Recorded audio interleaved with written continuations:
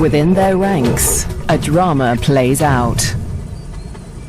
Two hyena cubs, born in rival territories, struggle to survive as their clans wage war.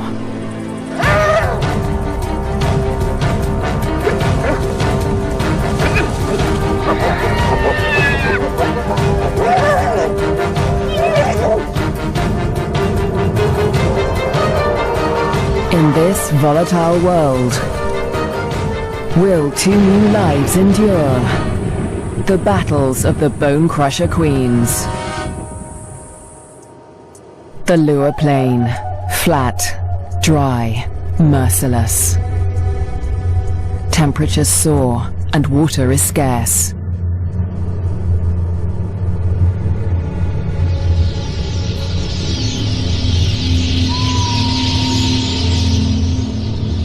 When the rains come, a wildebeest migration will flood into Lua Plain, but for now, only a few hardy adults stir the dust. Yet in this barren landscape, one of Africa's most underestimated predators has risen to greatness: the spotted hyena. Spotted hyenas are extraordinary survivors. Their powerful jaws crush through bone, and their cast-iron stomachs digest even rotting meat. Yet in many regions, these bone crushers hunt far more often than they scavenge. Female spotted hyenas are remarkable amongst mammals. They are larger, stronger, and fiercer than male hyenas, and they have the most male-like sexual organs of any female mammal. This bizarrely elongated organ was once thought to be a product of high testosterone levels in the womb, but today it continues to mystify scientists. The female hyenas govern the clans, led by all-powerful matriarchs. Neighboring clans are sworn enemies, and territorial trespassers are often viciously attacked. This story begins in Zambia, in the Lua Plain National Park, where spotted hyenas reign as the top predators. In the heart of the park is a thriving hyena clan. The clan's leader, the matriarch, lures her youngest cub from a burrow. It's a tiny female named Nasanta, and today the little cub meets her clan for the first time. For 2 weeks, the newborn lay hidden in a burrow away from this main den, but now she is old enough to join the clan. Nasanta raises her leg in the typical hyena greeting, allowing her clanmates to identify her distinctive scent. The clan will recognize her by this smell, and she in turn must learn to recognize theirs.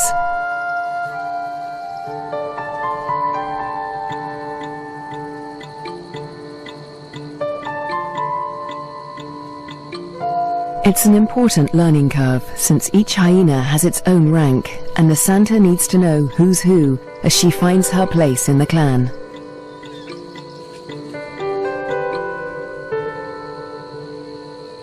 Fortunately, when it comes to rank, Nasanta has a head start.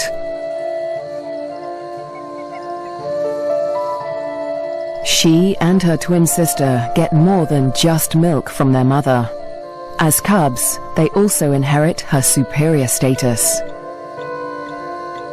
As the matriarch, their mother ranks highest in the clan, and enjoys the support and protection of all of the clan's dominant females. Nobody dares to confront her, or her cubs.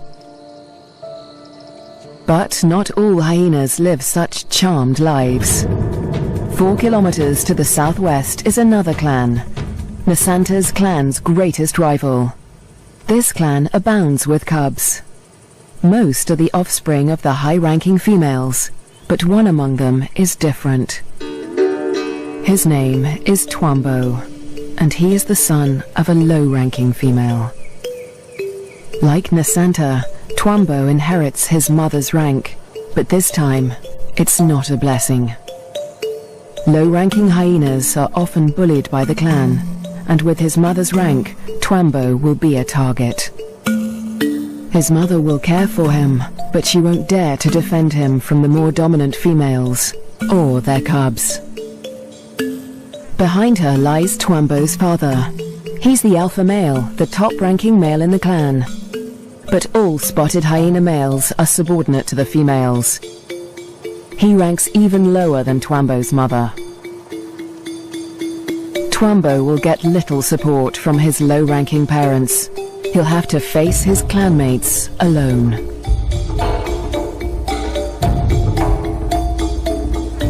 But for now, it's all good fun.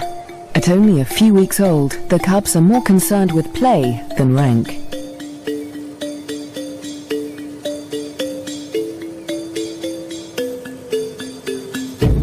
For Twambo, the worst is yet to come. Twambo and Nasanta's home on the Lua Plain has a catastrophic history. For more than 100 years, the Lozi people have lived in the Lua Plain National Park amongst the wildlife, conserving and protecting it by order of the Lozi King. But a decade ago, around the turn of the 21st century, everything changed. A scourge of poachers invaded Lua Plain. Weapons streamed in from war-torn Angola, and a massacre was unleashed. Lions were targeted for their valuable skins, the herds for their meat.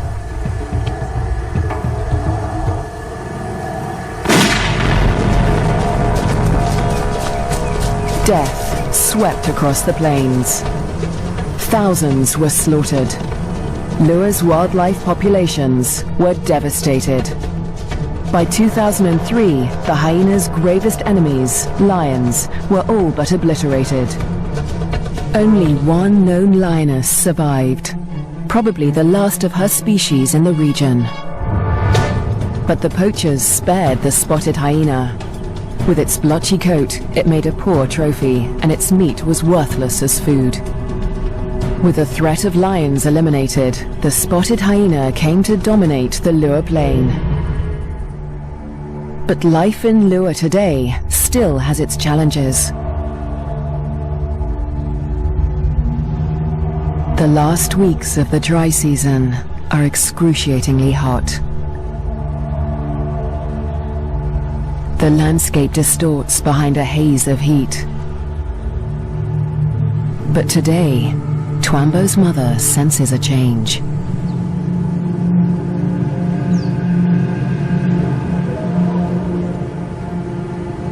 A wind has picked up, carrying with it the promise of relief.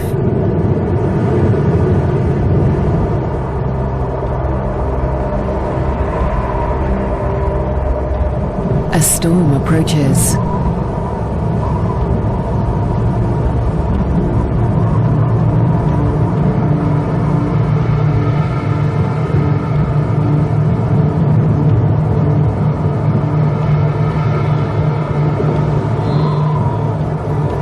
The wildebeest bulls revel in the anticipation of rain.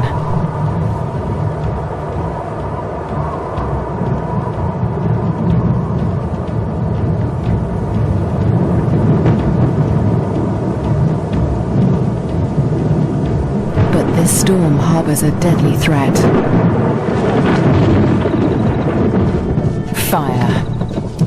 Flames tear through the dry grassland at terrifying speed, heading straight for Twambo and Nasanta's dens. The cubs are too small to outrun the blaze. If the fire reaches the den, they could suffocate in the heat and smoke.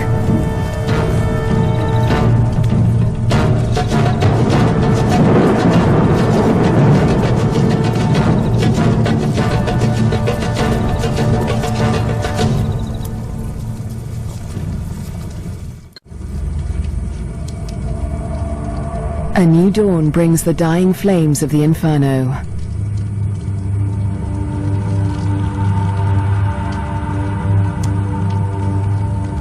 The blaze scorched the land around Nasanta's den before the wind turned it away. The cubs are safe, but they look out on a desolate landscape.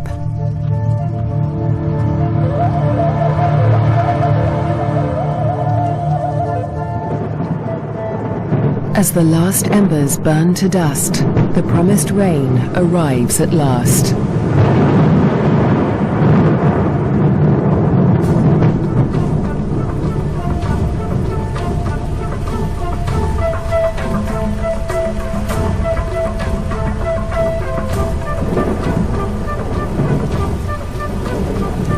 The cool downpour provides long-awaited relief from the heat and brings about a spectacular phenomenon on the plain.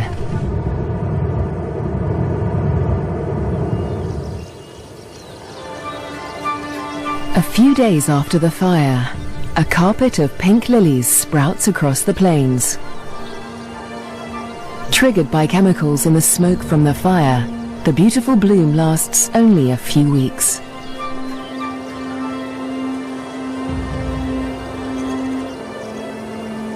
In the meantime, Nasanta's mother, the matriarch, needs to find food.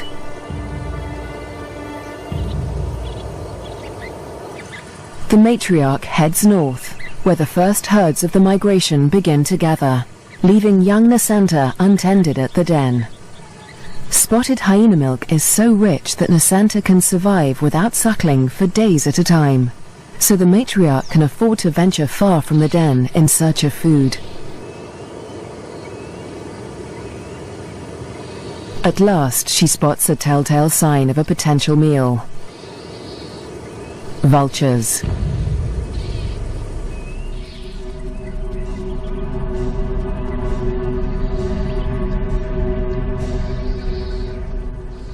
Her suspicions are soon confirmed. A wildebeest bull lies injured in the grass.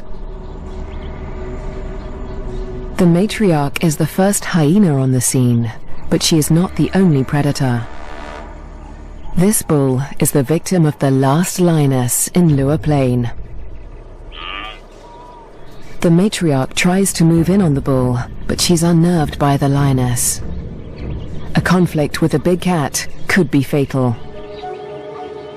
The hyena keeps her distance as the bull quietly dies, not willing to provoke a conflict while the lioness remains nearby.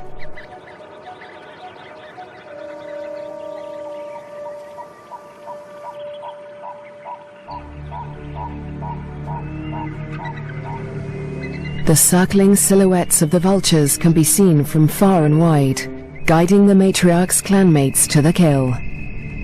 In the darkness, the hyenas feast at last.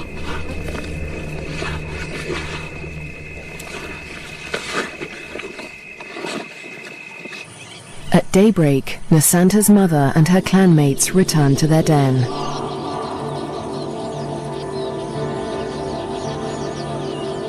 The matriarch rouses the cubs.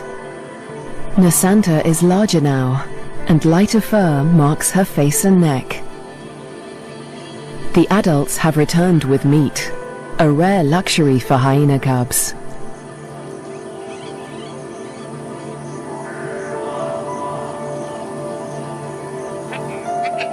It's the highest-ranking cubs that commandeer the scrap.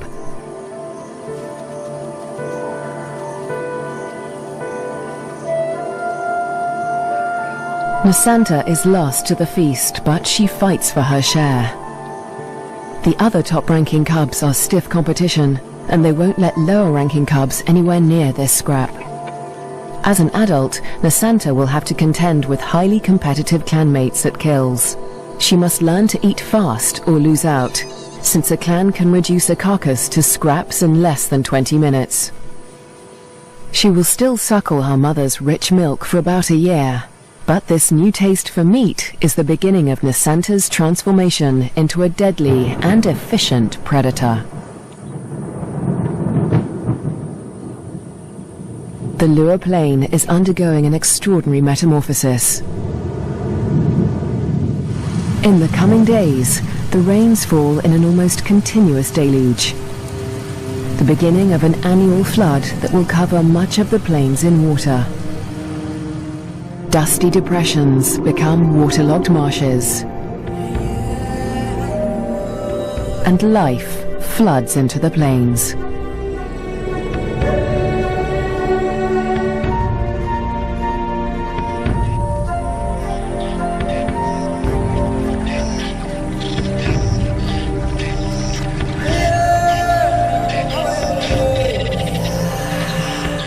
At last, the migration arrives. Just in time for the bountiful wet season, over 35,000 wildebeest descend on the plains, the culmination of the second largest wildebeest migration on Earth. Most of the cows are pregnant, and in the next few weeks, all of them will give birth.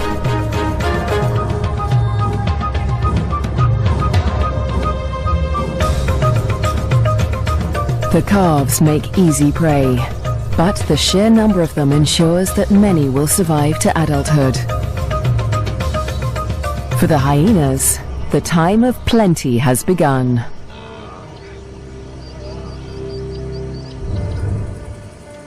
Meanwhile, at the den to the north, Nasanta is finding her place in the clan. She marks the grass around the den with a distinctive scented paste from glands beneath her tail. The adults use this pasting to mark their territory. For Nasanta, it's part of the process of establishing her rank.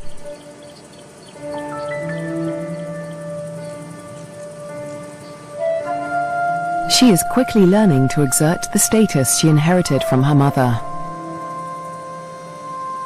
This male flattens his ears behind his head as she approaches him, showing his submission to her. Nasanta lifts her leg in the typical hyena greeting, allowing him to recognize her distinctive scent. Most of the adult males here are immigrants from other clans who joined Nasanta's clan to find a mate. They forfeited the rank they inherited from their mothers when they left their own clans, falling instantly to the bottom of the hyena hierarchy.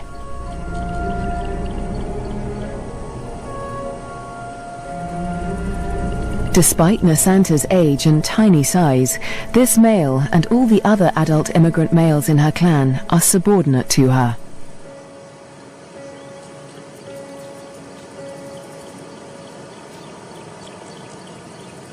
The tiny cub holds such sway because her mother backs her up.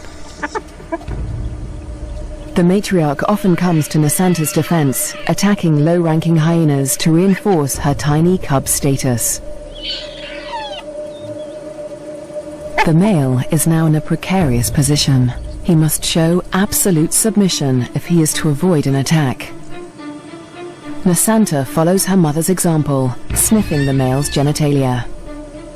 He bows and bobs his head to show his subservience.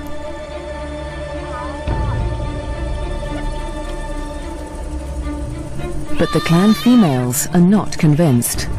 They join the interrogation. Fearlessly, Nasanta stays in the thick of the fray.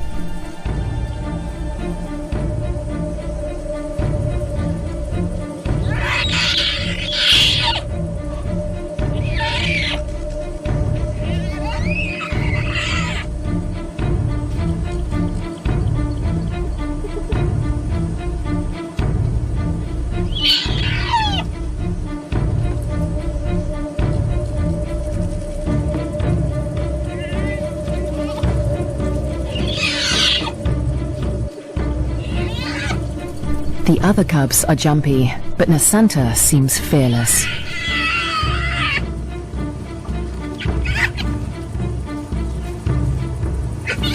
With the protection of the matriarch and the clan females, no hyena would dare to hurt Nasanta. 4 kilometers to the southwest, Twambo is not faring quite as well. He's also growing up fast, with the first spots showing through his black coat. But unlike most of the other cubs, Twambo is a loner. As the cubs get older, they become more aware of each other's ranks. The higher-ranking cubs have built bonds with each other, forming relationships they will carry into adulthood. But Twambo has few allies in the clan.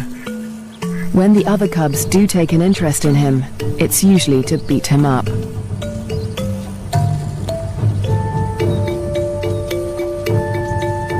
The older the cubs get, the more they pick on little Twambo. And unlike Nasanta, Twambo will get no help from his mother. He must fight his battles alone.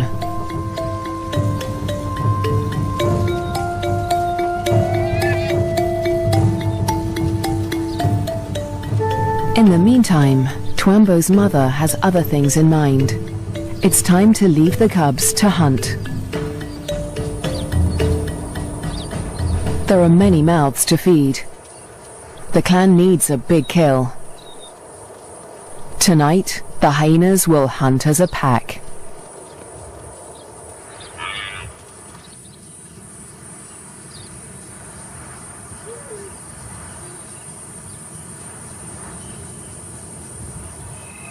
The search for prey takes Twambo's clan dangerously close to rival territory. They are right on the border of Nasanta's clan's hunting ground. Clans are viciously territorial. If they're discovered, a conflict could break out, but it's a risk they are willing to take. They isolate a small herd of wildebeest, seeking out the most vulnerable targets.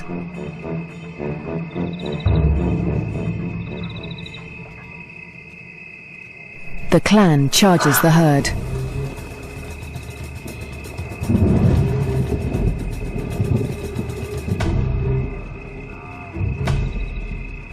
A cow bolts in panic.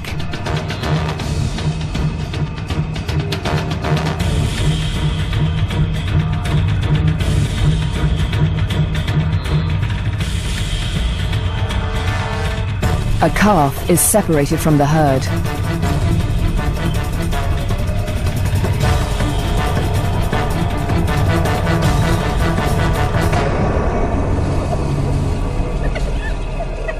Both mother and calf fall to the deadly pack. But despite their success, the clan's proximity to rival territory makes them nervous. A violent clash with Nasanta's clan could end in serious injuries. This show was created for you and your family to watch together. Welcome to Nat Geo Wild. They eat feverishly, dismembering the carcasses in minutes. The powerful jaws crush down with almost half a ton of force, tearing through bone and flesh with ease. Despite the feeding frenzy, the hyenas are anxious to avoid being discovered by their rivals. They try to drag the kills back into their own territory before they are spotted.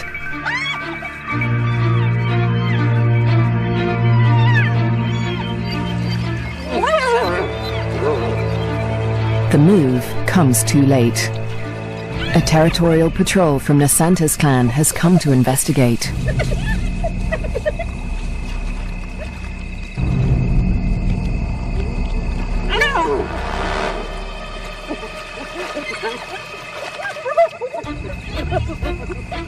The scouts approach with caution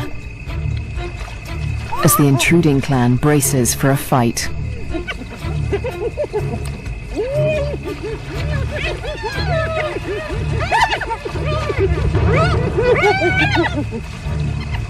Tensions are high on both fronts.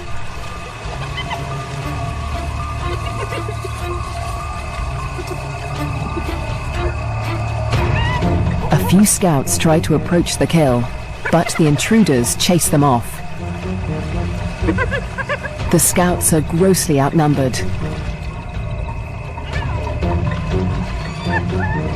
They won't win this fight alone, so they retreat. But this battle isn't over yet. The scouts will return with reinforcements.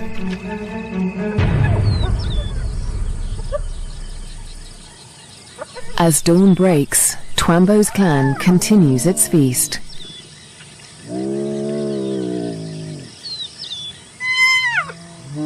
Lulled into false security, they hold their position, still precariously close to enemy territory.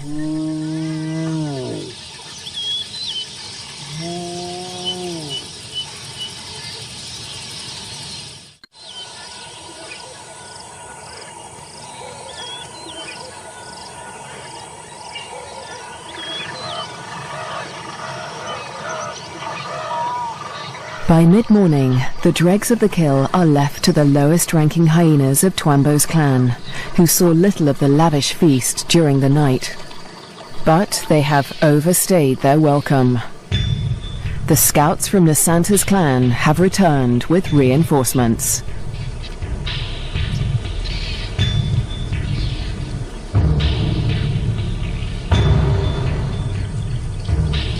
This territorial infringement will not be taken lightly.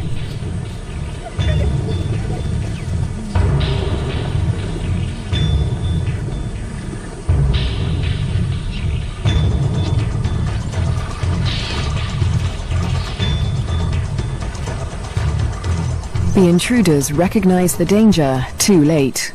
The full force of Nasanta's clan is upon them.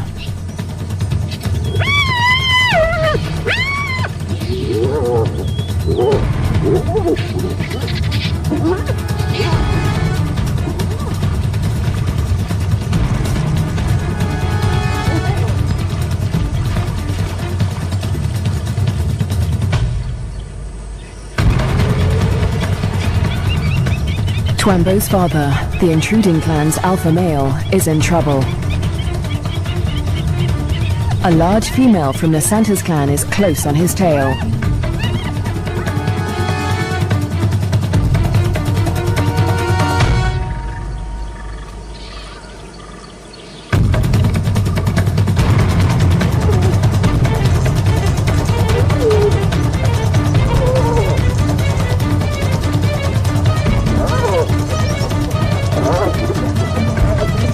He is cornered.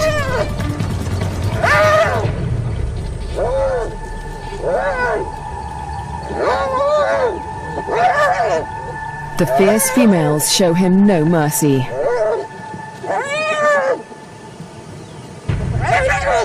They target his spine and ears.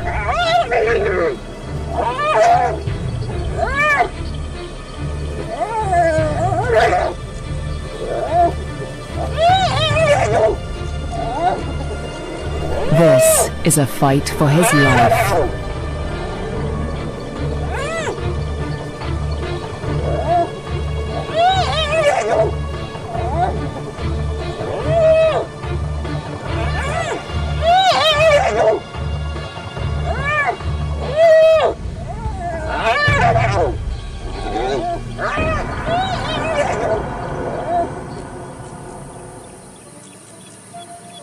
As dusk falls, the battered members of Twambo's clan return to the den.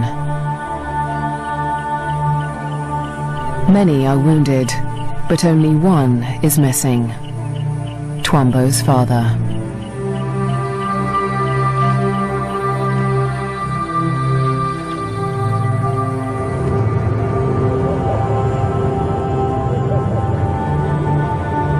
Weeks pass before he finally appears, limping and disfigured, but alive. His wounds have healed, but they will mark him for life. His ear has been ripped from his head. But the alpha male's injuries are not the worst of the fight.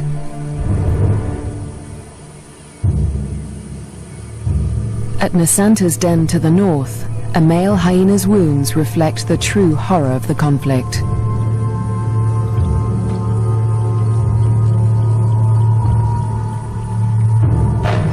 His nose and lips have been ripped from his face, healing into a permanent snarl. Next to humans, hyenas are probably one of the most fatally aggressive animals on Earth. One day, Twambo will have to breach this deadly territorial rivalry, when he leaves to find a mate in a new clan.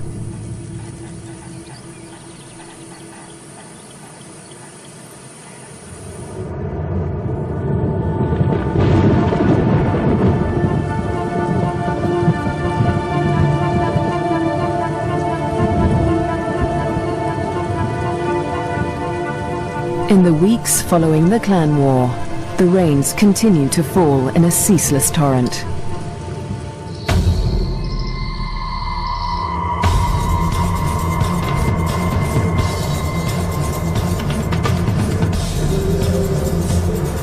Rising waters swallow vast tracts of land.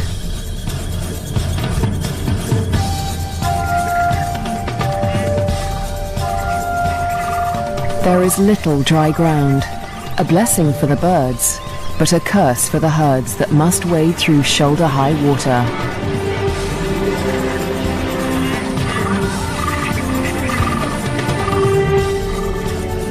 The flooding encroaches fast on Twambo's den. The adult hyenas seem to enjoy the quagmire, using it as a pantry in which to store scraps for future meals. But the cubs cannot swim as well as their parents. If the waters reach the den, they could drown. For now, the den is still dry, and Twambo and his clanmates are safe.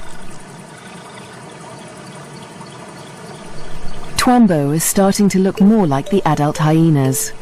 His once black coat is now a spotty mane of brown fur, and he has more than doubled in size.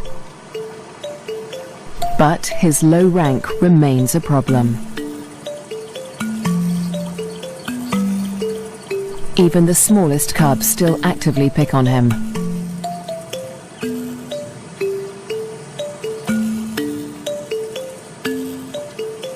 Fortunately, he's also becoming more independent and can escape his belligerent clanmates as he explores ever further from the den. But as adulthood draws near, the toughest part of his life approaches. Soon, instinct will compel him to leave in search of a mate from another clan. If he's not killed for intruding on rival territory, he'll have to struggle for acceptance into a new clan. What little rank he has will be stripped away, and like the adult males of his own clan, he'll become submissive to the clan females.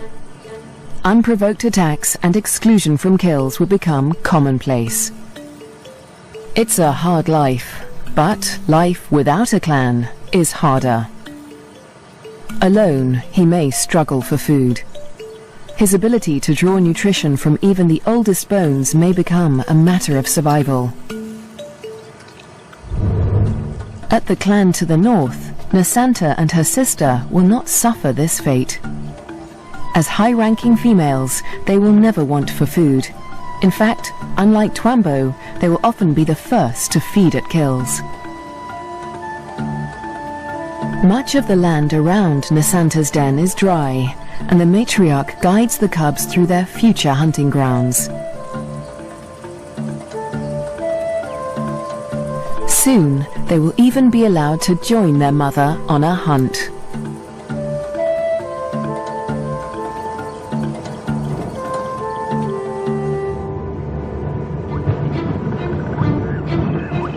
At nightfall, the rains begin anew. Catfish squirm through the flooded Lua plain as the waters rise ever higher. If the flood reaches Twambo's den, it could change everything for his clan.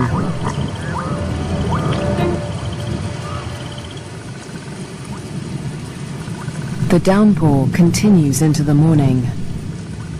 A female from Twambo's clan returns to the den, but her clanmates are gone.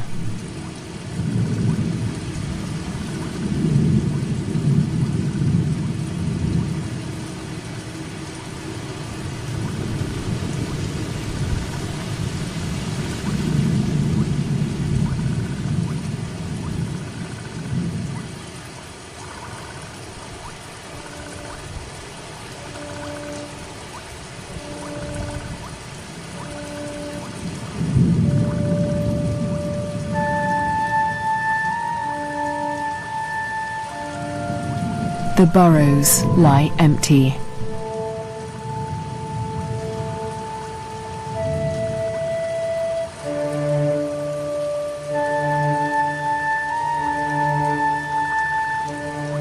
The waters have crept within meters of the den.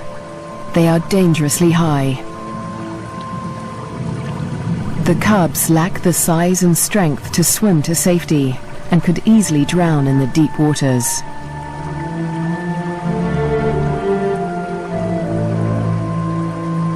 Cut off from dry land, the den could become a death trap.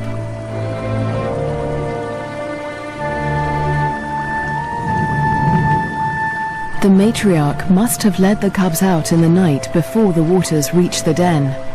But this female has been left behind. She will have to search for the clan on higher ground, or try to survive without them.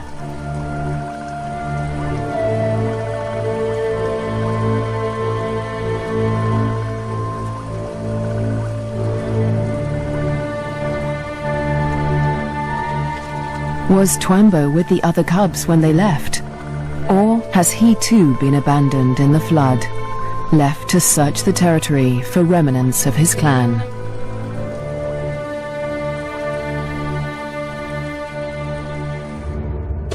Years pass, and the fates of Twambo and his clan remain uncertain. Dry seasons come and go, and each year the plains flood anew. Nasanta continues to flourish as she grows into a high-ranking adult. But today, something unexpected happens. A stranger appears, a hyena foreign to Nasanta's clan. It's Twambo. He survived the floods and has grown to adulthood. He's on his own now, searching for a mate and a new clan. He's been drawn here by the scent of a female in season. That female is Nasanta, and Twambo gets her attention. He's an intruder in her territory, but she doesn't attack him. She'd rather claim him as a mate. New genes in the clan are a valuable asset, and nomadic males are often favored as mates over resident males. With Nasanta's approval, Twambo's intrusion is allowed by the clan, for now. But there is one hyena that disapproves of the match. He is a high-ranking male from Nasanta's clan, and his hopes for mating with Nasanta have been dashed for now by Twambo's unexpected appearance. The pair retreat to avoid a conflict, but the scorned male follows them, intent on challenging Twambo for mating rights. A long-distance chase begins.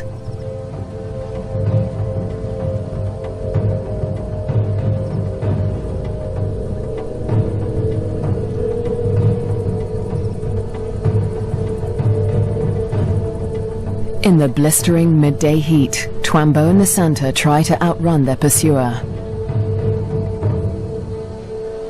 But the male hyena won't give up. After a marathon chase, Twambo and Nasanta mate at last. But in seconds, the competing male catches up. He's still desperate to mate, but he will have to get past Twambo first. Mating is no simple task for spotted hyenas. Because of Nasanta's male-like genitalia, it takes much maneuvering for Twambo to cover her successfully. Without her consent, no male can force her to mate. But that doesn't stop the scorned male from trying. He attempts to mount Nasanta from behind Twambo.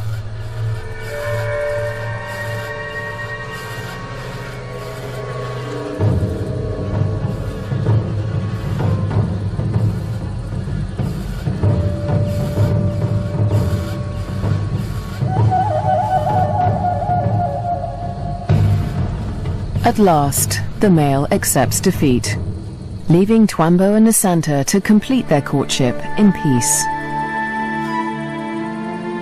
But when the mating ends, so too does the clan's tolerance for Twambo. He must still gain acceptance into Nasanta's clan.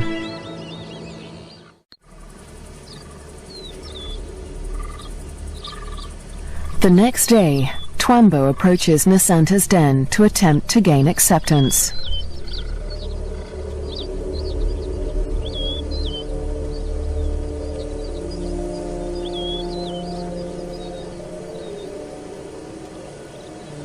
The dominant females immediately investigate the stranger.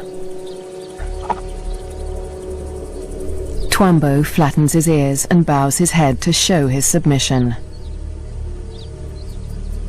But it's not enough for them.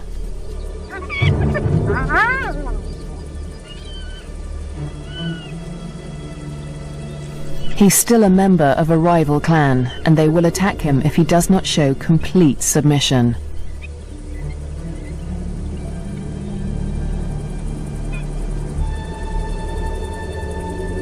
In order to gain acceptance into the clan, Twambo must also win the favor of the matriarch, Nasanta's mother.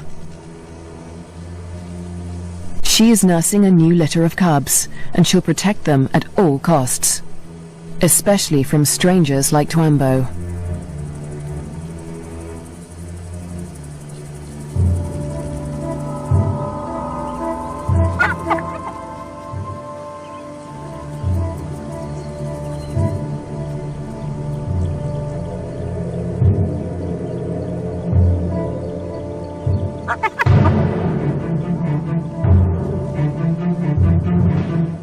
Twambo keeps his head low, showing absolute deference.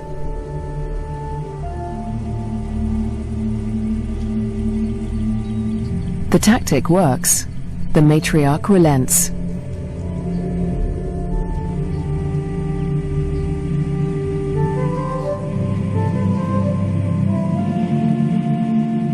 Finally, she allows him to greet her by sniffing beneath her hind leg.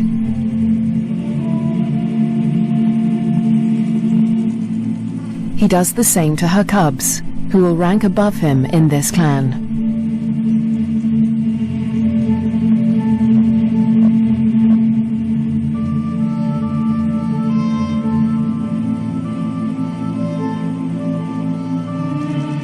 At last, he is allowed to lie down only meters from the matriarch. It seems that Twambo has been accepted into Nasanta's clan. Now, it is Nasanta that must face her toughest challenge yet. Over the next 4 months, her pregnancy comes to term. At last, the moment arrives. She sits at the entrance to a solitary burrow, where only days before, she survived an excruciating birth. Because of her unusual male-like genitalia, a female spotted hyena's first birth is always extraordinarily painful. Stillbirths are common, but Nasanta's one tiny female cub survived. Like her parents, Twambo and Nasanta, this cub will have to endure life on the Lua Plain. She'll be spared from a life of bullying like Twambo's because she'll inherit Nasanta's high rank.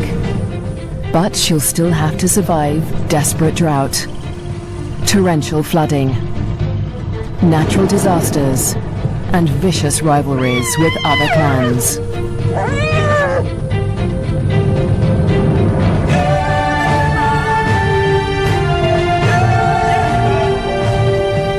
She'll have to learn what it takes to become a bone crusher queen.